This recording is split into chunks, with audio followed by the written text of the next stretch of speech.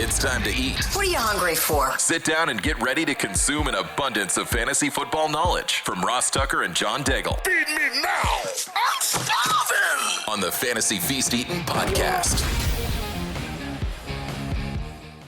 Yeah, let's eat, baby. It is the Fantasy Feast Eatin' podcast. We are, of course, presented by DraftKings. I'm Ross Tucker, former NFL offensive lineman, 5 teams, 7 years.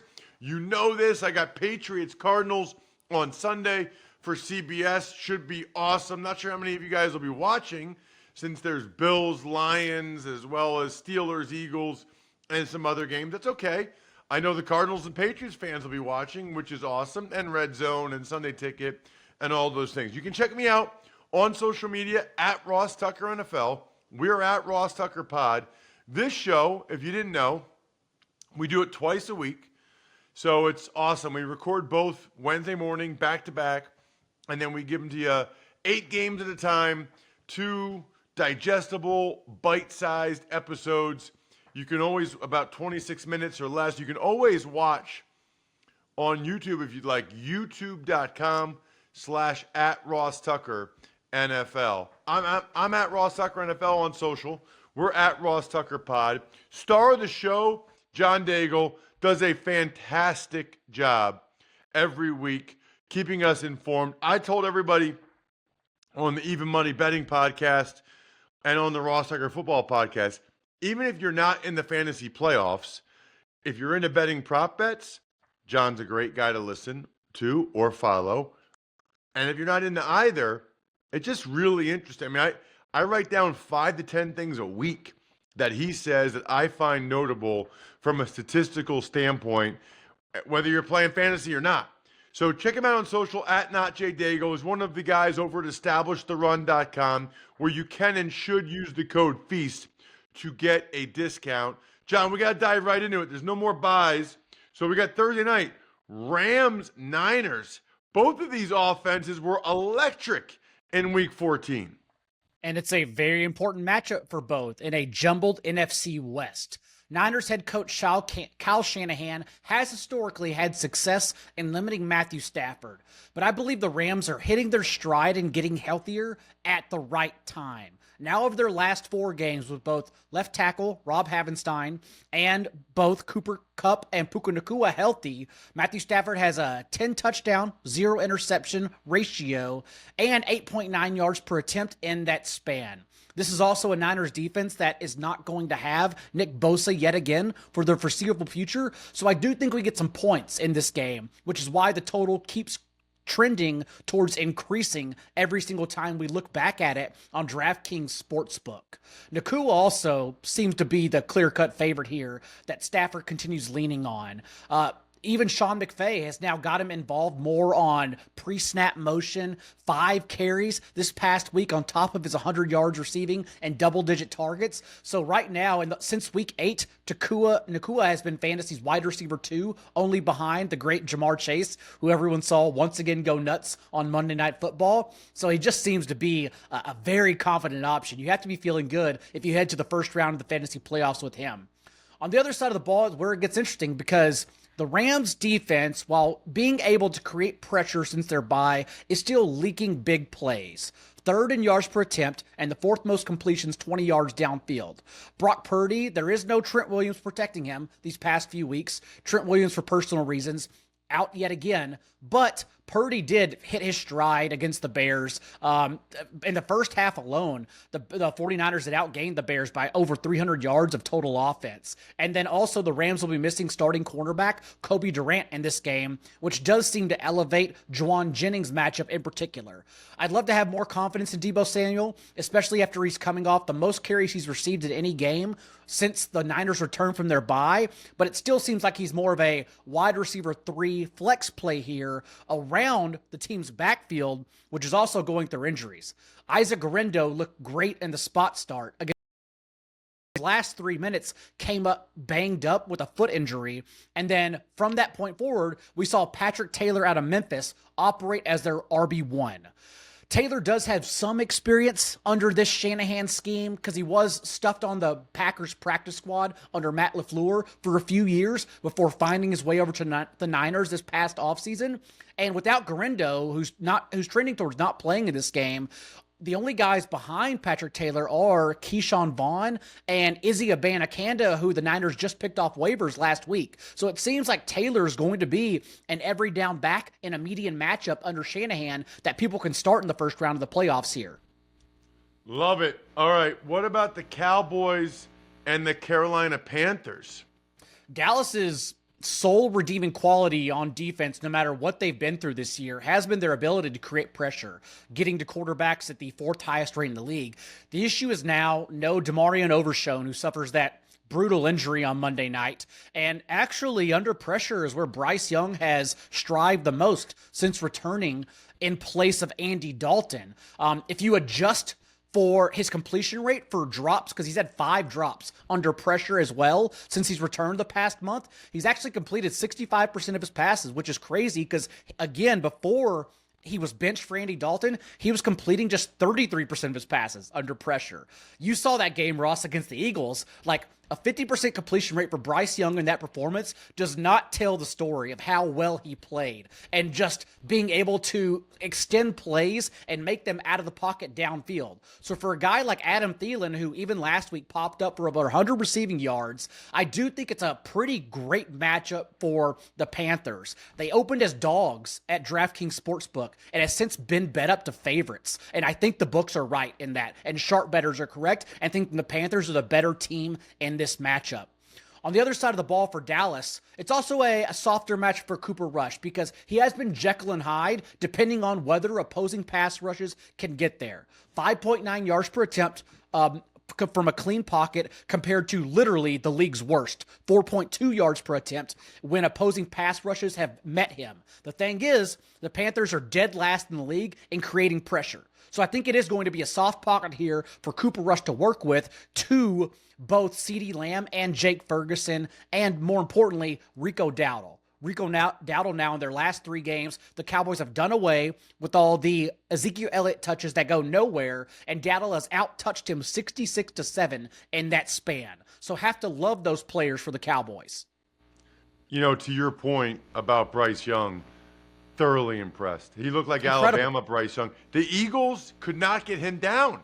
They could not get him down on the ground. They were around him seemingly every play, and he would just maneuver just well enough to make the play. It was super impressive. I'm excited for him in that franchise. What about the Chiefs and the Browns, John?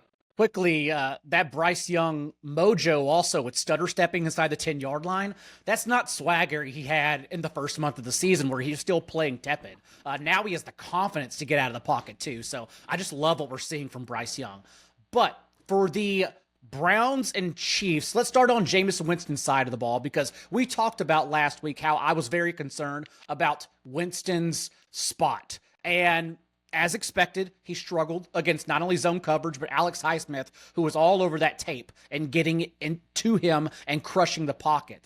But this isn't the same matchup because although the Chargers just put up 17 points on the surface on Sunday night against Kansas City, like that was more due to their first half performance and frustratingly running the ball too often on early downs, creating long 3rd down opportunities, and that's why they had 5 first-half punts. But they came out in the second half and moved the ball with ease, and the moral of the story is that at the end of the day, the Chiefs only pressured Justin Herbert on 31% of his dropbacks, and since Week 8, it seems crazy to say for a Steve Spagnuolo defense, but since Week 8, the Chiefs are creating a league worst 22% pressure rate against opposing quarterbacks. And that's how you frustrate Jameis Winston in the pocket. You have to get to him because if you allow him to just drop back and throw downfield with ease, he's going to make big plays because he is the poor man's version of Brett Favre in that he's a complete gunslinger and he's all over the field because he has the capability to get there. And so I do think it's a good matchup for Jameis Winston and the return of these guys like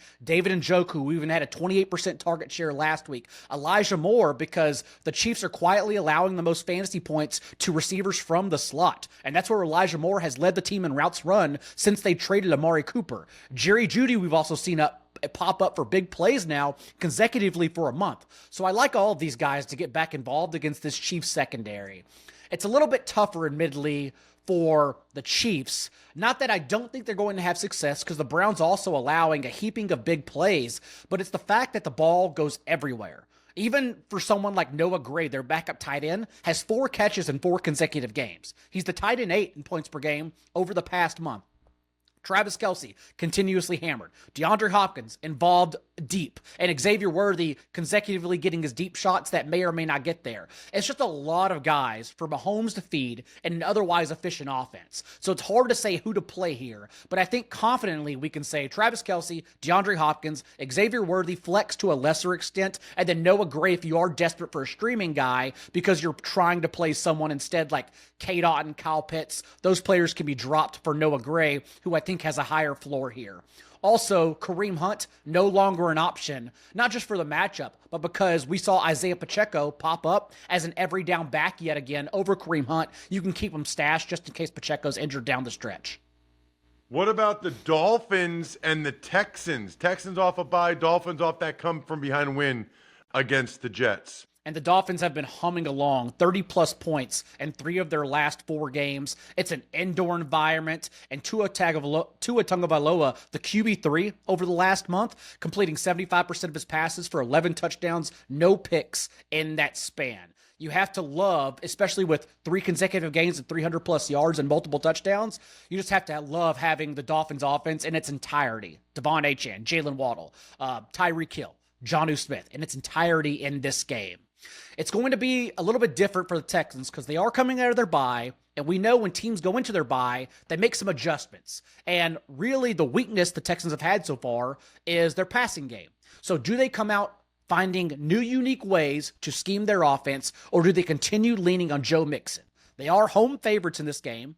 And in his last 7 starts, Joe Mixon has averaged 24.5 touches for 110 yards. So maybe that is the way they go, especially since the Dolphins have allowed the 5th fewest passing touchdowns on the year.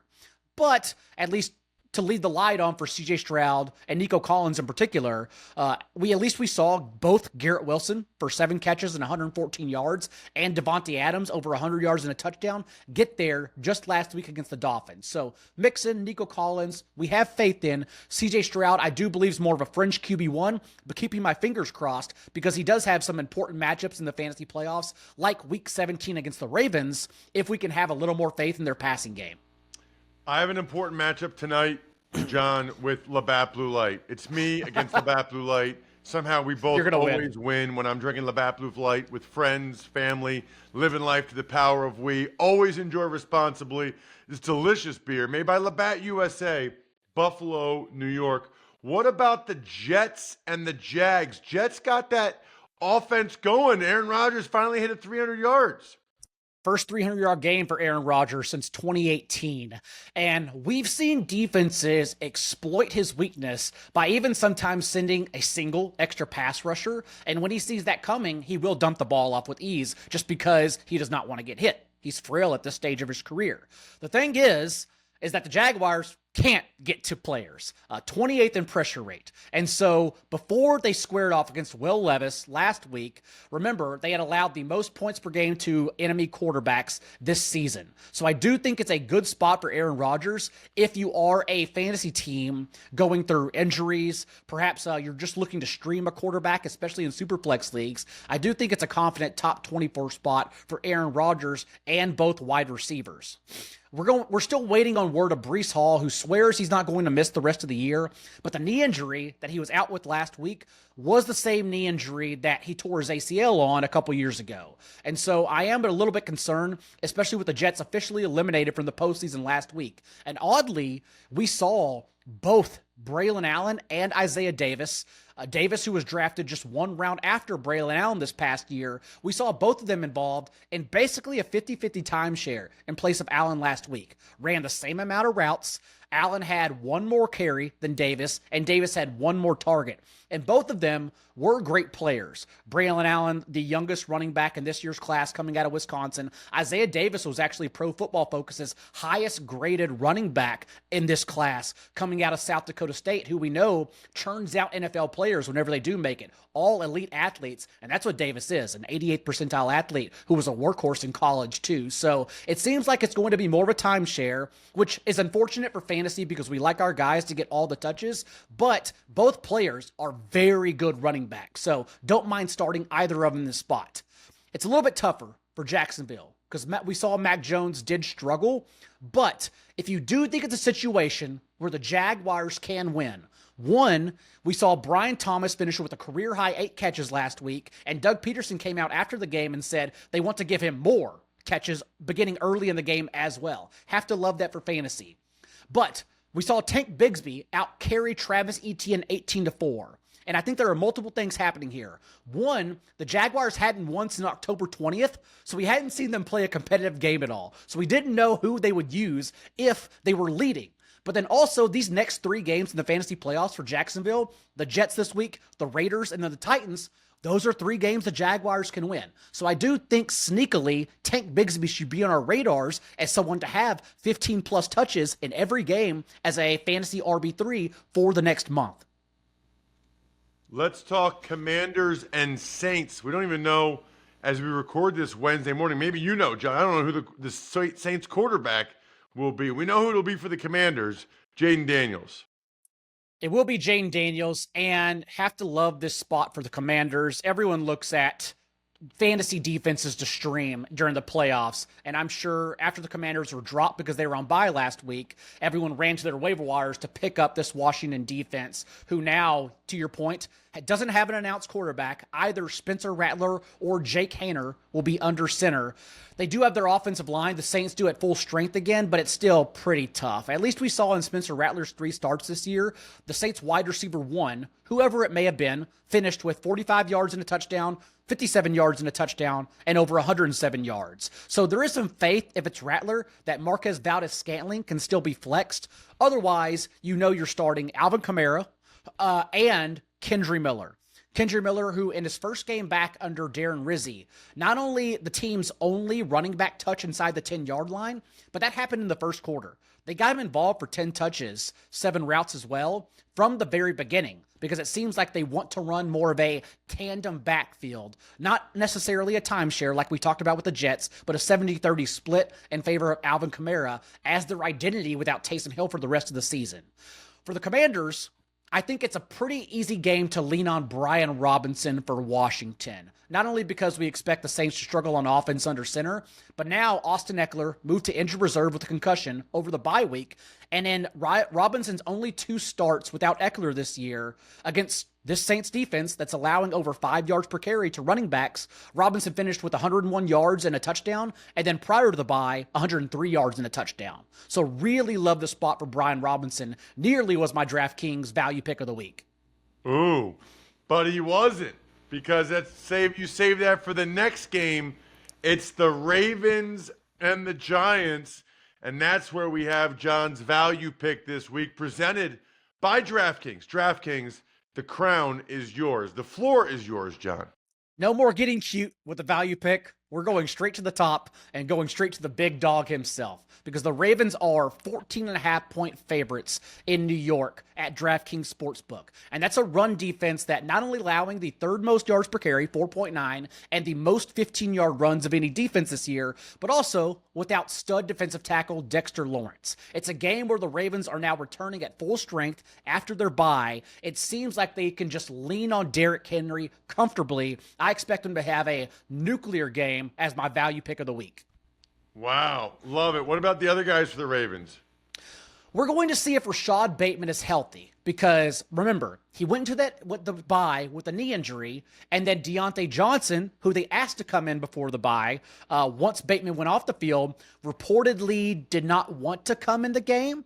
That's why he got suspended for this one, because he refused to step in. Maybe because he was unhappy with his playing time. We haven't got the full story yet, but we do know that There has been over 100 plays this year with Bateman off the field. And in those plays, Isaiah Likely has actually been targeted on 38% of his routes from Lamar Jackson. So if you are in a situation where you need to stream a tight end, I do like the environment. Ravens one of the highest team totals on the board to stream Isaiah Likely in the first round of the fantasy playoffs.